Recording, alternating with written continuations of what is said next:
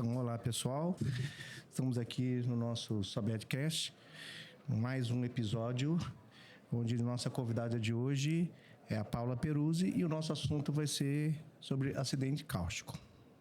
Doutora Paula, muito Olá obrigado. A todos, eu sou Paula Peruzzi, sou médica responsável pelos serviços de endoscopia pediátrica do Instituto Fernandes Figueira, da Fiocruz e do Hospital Estadual da Criança.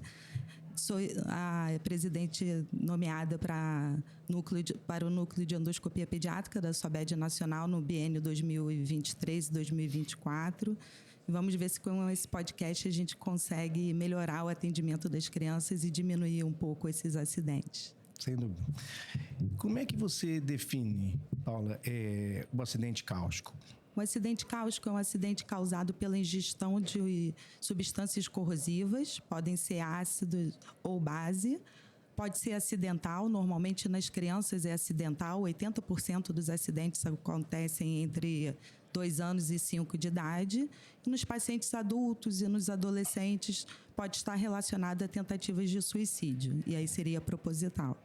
E onde a gente encontra essas substâncias? Essas substâncias, infelizmente, estão presentes em vários locais de fácil acesso aos pacientes pediátricos, né? Estão presentes em produtos de limpeza, limpa-forno, alvejantes, na própria água sanitária. Nós temos a própria soda cáustica que é comercializada e vendida de forma ilegal como barra, né? E aí a gente tem os acidentes sólidos e eles diluem essa substância, podendo torná-la líquida, e a concentração é variada. E alguns cosméticos também, como alisantes de cabelo. Então, o acesso é fácil, né? Quer dizer, no adulto eu entendo quando a pessoa tenta o autoextermínio, ela busca isso de uma forma errônea, porque ela acha que vai ter resultados bons, e no sentido de que ela está buscando o autoextermínio, mas na verdade acaba se complicando. Mas na criança, como é que esse acidente acontece? Como é que a criança chega a esse ponto? O que acontece na criança é que muitas vezes as embalagens desses produtos são atrativas para a criança. São coloridas, é um líquido colorido, não é bem identificado. A maior parte dos acidentes que eu tenho, principalmente no Instituto Fernandes Figueira, são crianças que ingeriram esse produto, que estavam dentro de garrafinhas de refrigerante.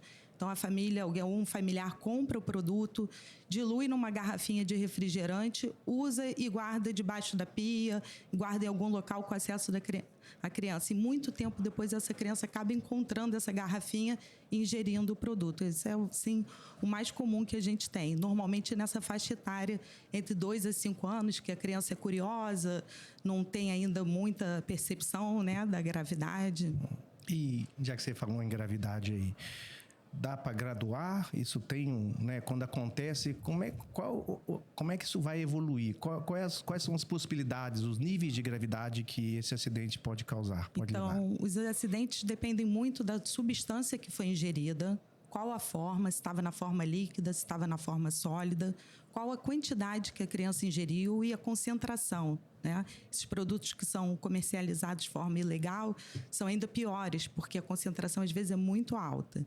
E aí a gente tem desde lesões pequenas em lábio, orofaringe, e a criança acaba não deglutindo o produto todo, até queimaduras muito graves com lesão de via respiratória, com uma lesão importante de esôfago. Muitas vezes essa criança precisa ficar muito tempo em tratamento de dilatação, lesões de via respiratória com necessidade de traqueostomia.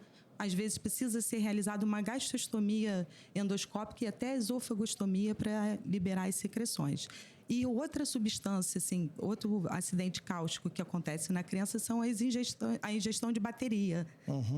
Bateria de brinquedo, de controle remoto. De alguns anos para cá, teve uma mudança na produção das baterias, e as baterias de lítio acabam tendo uma voltagem maior, e aí tem a lesão não só no esôfago pela impactação, como descarga elétrica e como a liberação da substância cáustica presente dentro da bateria.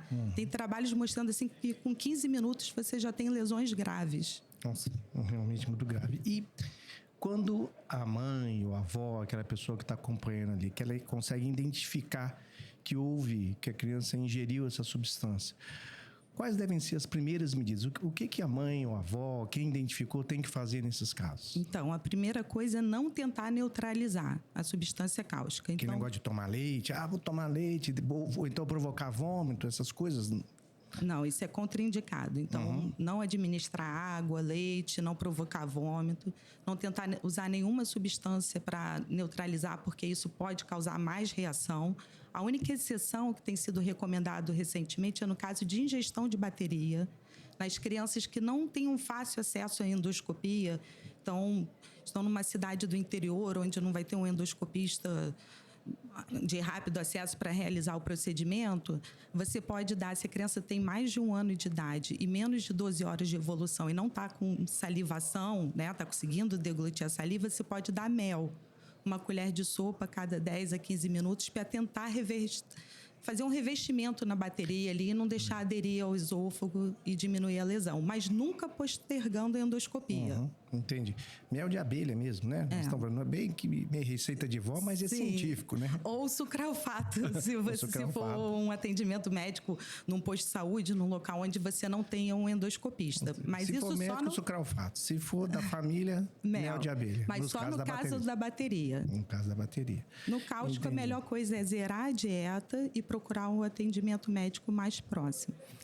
Nesse caso, então, a endoscopia seria uma boa medida?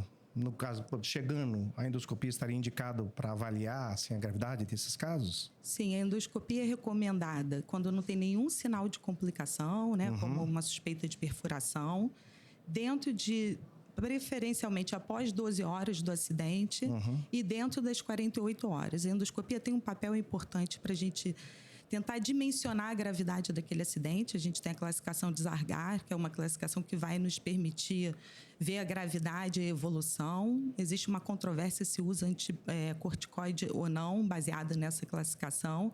Ela permite também a gente avaliar um suporte nutricional. Então, às vezes, a criança está com muita queimadura ali, com uma lesão importante, com lesão de cavidade oral, você vê que não vai conseguir se alimentar, você já pode passar uma sonda enteral, se for possível.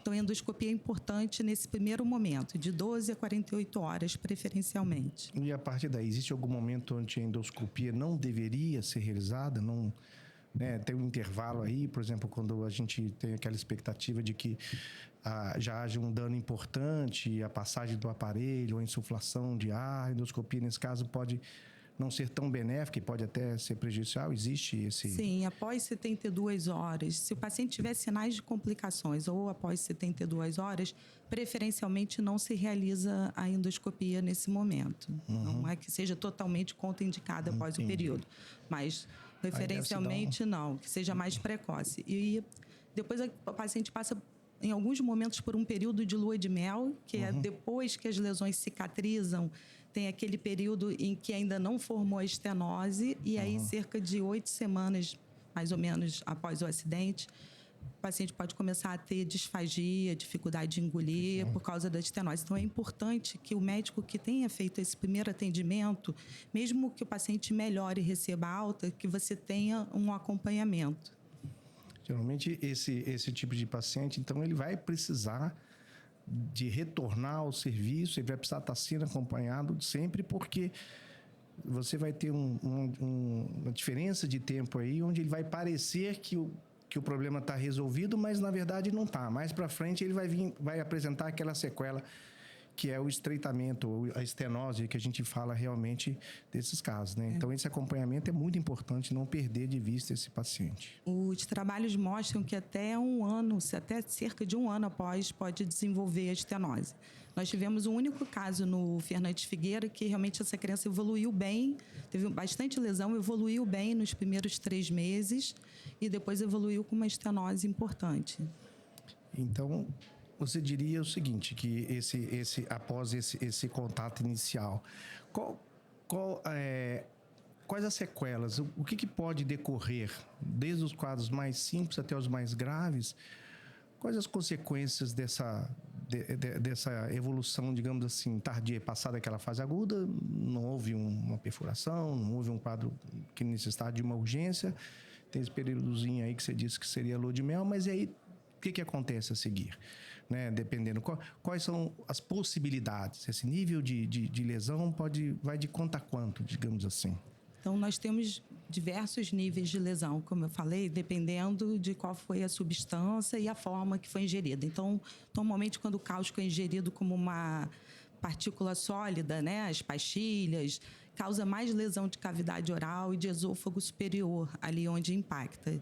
E quando a substância é líquida, se tiver mais diluída, a criança às vezes deglute muito rápido, causando uma lesão importante de esôfago e até de estômago. E aí, a longo prazo, pode desenvolver estenose, que é o estreitamento, e aí precisa de um tratamento endoscópico. Vai depender do tamanho, da gravidade desse estreitamento. Em alguns casos, vai até para a substituição do órgão, né? Não se consegue dilatar endoscopicamente. Pode desenvolver estreitamento das vias respiratórias, como eu falei, de cavidade oral. E a gente tem até os casos de perfuração. Que aí vai requerer cirurgia, muitas vezes, no período de dilatação, muitas vezes tem que se colocar próteses. São múltiplas dilatações que esses pacientes às vezes vivem anos, né? Nesse processo. E eu sei que você é mais ligado à área de pediatria. Mas nós falamos aqui muito de criança, mas só o adulto, né? É importante deixar um recado de que, na verdade, essa tentativa de autoextermínio geralmente não é bem sucedida e gera muito sofrimento, não é verdade? Sim. E a longo prazo eles têm maior predisposição a câncer de esôfago também, né? Que é um o paciente, ou por um acidente, ou por uma tentativa de autoextermínio, acaba mudando todo o curso da vida dele, né? E a família junto. E a família Todo mundo junto. sofre. É um sofrimento grande. Assim, a gente tem uma equipe multidisciplinar de atendimento. A gente está fazendo um ambulatório só de esôfago, e aí tem nutricionista, tem psicóloga, assistente social. Às vezes são pacientes muito humildes, não têm acesso a vir toda semana fazer dilatação de esôfago. Então, tem que ter toda uma equipe multidisciplinar, não só o endoscopista, mas a gente precisa de um suporte para ter também aderência ao tratamento, né? Muito bem, Paulo. Vou te agradecer. Né? Foi fantástico, as informações foram muito importantes. Agora eu queria te pedir aí uma música. O que você acha que combina bem com esse estudo que a gente conversou, né? Com esse acidente cáustico aí que acomete muito crianças. Só antes de dar a música, eu acho que a gente tem que falar um pouquinho da prevenção, da importância de fazer uma legislação específica para a comercialização desses produtos. E, como você me perguntou, dos adultos, para os pais não colocarem em componentes onde garrafa de refrigerante, locais de fácil acesso à criança. Se tiver uma substância cáustica em casa, que ela esteja com um lacre bem vedado e fora do acesso à criança, porque é muito rápido o acidente. É igual uma arma em casa, né? Sim. Se você tiver, você tem que esconder das crianças. Verdade. Né? E em relação à música, eu acho que como a gente está falando principalmente de pediatria, né? Nada melhor que o Toy Story. Sim. Eu escolhi You Got a Friend on Me. Muito bacana. Obrigado.